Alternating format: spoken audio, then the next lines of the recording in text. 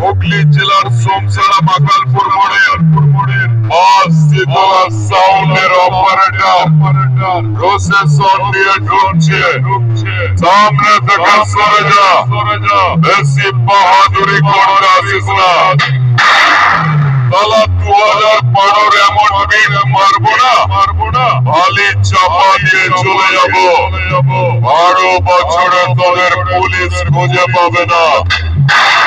12 মিনিটে breaking news হয়ে যাবে।